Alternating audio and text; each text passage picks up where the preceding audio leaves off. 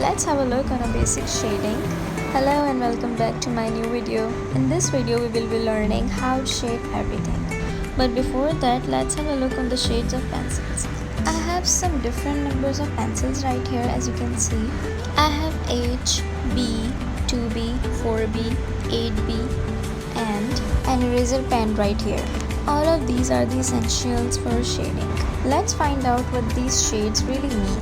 First of all, I'm swatching the lightest shade I have, which is H. The second shade I'm swatching is 2B, although I have B also, but I didn't do it sequentially. Okay, let's understand there are two sequences of shades in graphite pencils. One sequence starts with H, while the other one starts with B. As the number increases with the H, like H, 1H, 2H, 3H, and infinity, I think there are 8H are the last. The shade becomes lighter, but as the number increases with the B, the shades become darker and darker. You will always see the difference in the shades of different brands. I use two different pencils of same shade, which is 4B. One is from Faber-Castell, the other one is local. But the Faber-Castell one appears a lot more lighter than the local one. Now let's start understanding the shade.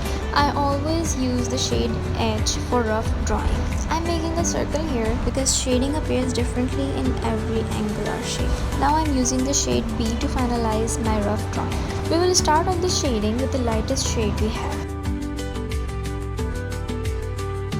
The light is coming from the upper right corner, so the shadow will land to the left. I'm only using the H shade right now. Now let's darken the shade with the help of shade B.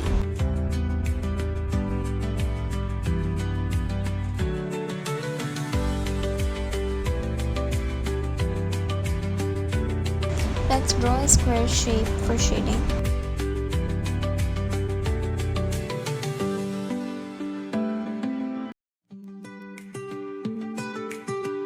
This block of the square which I'm shading does not reach the light because the light is coming from the upper right corner, causing the top block to shine, while the last block is partially shining due to its angle.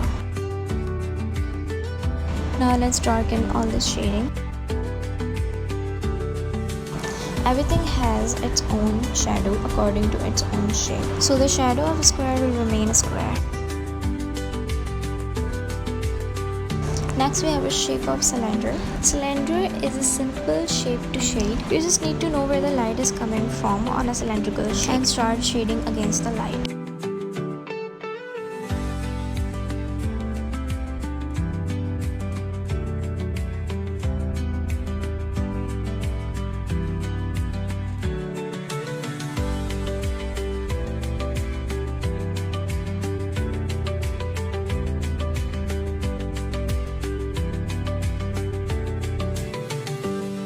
Next we have a triangle.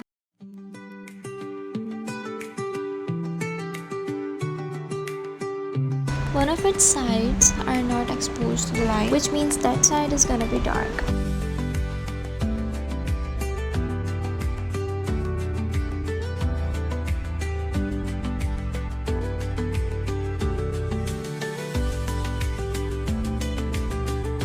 At this point we are done understanding how to shade different shapes. So now let's use these shapes to draw and shade daily life objects. I'm using a new sketch pad here, which is even smaller than A5 size. I'm using the shape of circle to draw an apple. After drawing the circle from the shade H, I'm using the shade B to define it even more. Now help yourself and make it look like an apple. After drawing all the essential, I erased the unnecessary lines. As you can see, I'm done drawing the apple. The shadows will be start from here, while this portion will be the highlighted area because the light is coming from the upper right corner as well, and the leaf also has the shadow.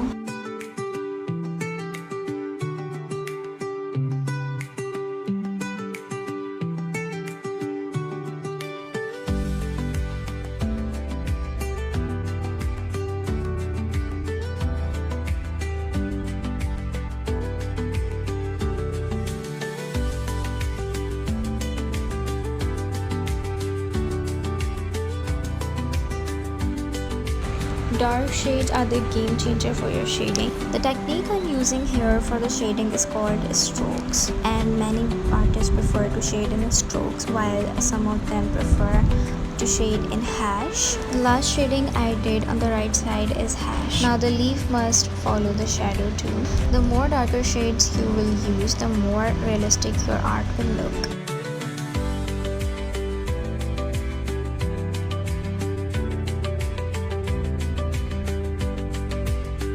Here we are done with the apple. Now let's go to the other shapes. Now for the next object, I will be using the cylindrical shape. I'm drawing a takeaway coffee cup. Cylindrical shape is very useful to draw cups, bottles and glass.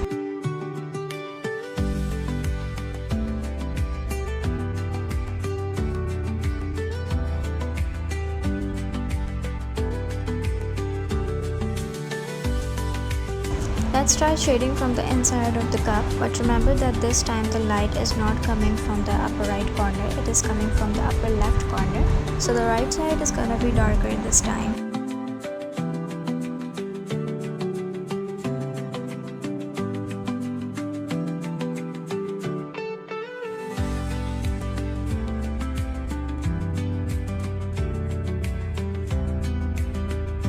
Let's darken the outline for the more realistic look.